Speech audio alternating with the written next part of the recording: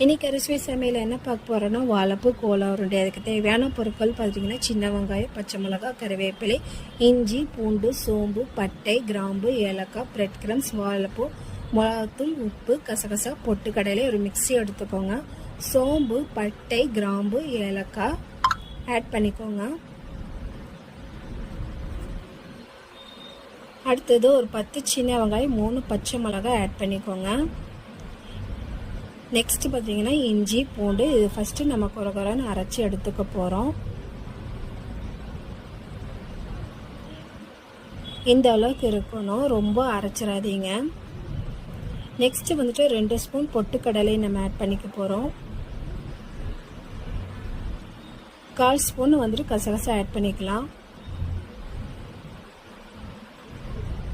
வாழைப்பூ கொஞ்சம் கொஞ்சமாக போட்டு நம்ம கெட்டியாக நம்ம அரைச்சி எடுத்துக்க போகிறோம்.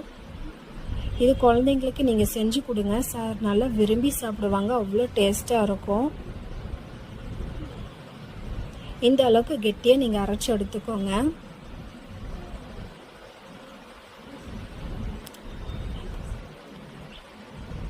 இந்த அளவுக்கு இருக்கணும். அது ஒரு பிளேட்டுக்கு மாற்றிக்கலாம்.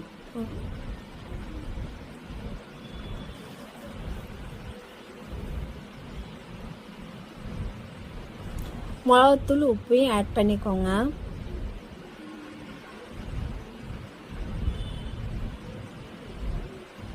காரத்துக்கு தகுந்த மாதிரி நீங்கள் மிளகாத்தூள் போட்டுக்கோங்க. சோம்பு 1 ஸ்பூன், கருவேப்பிலையை 4-3 நீங்கள் பிச்சு போட்டுக்கோங்க. இப்போ இது எல்லாமே நல்லா மிக்ஸ் பண்ணிக்கலாம்.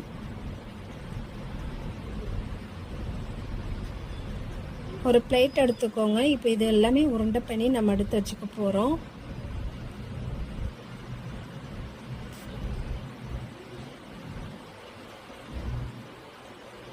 இவ்வளோ அழகாக இருக்குது இல்லைங்க.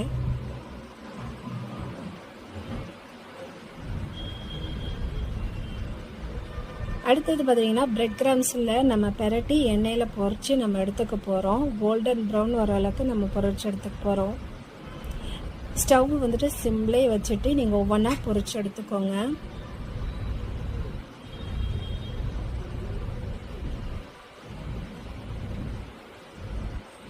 அவ்வளோதாங்க, வாழைப்பூ கோலா உருண்டை ரெடி ஆயிருச்சு.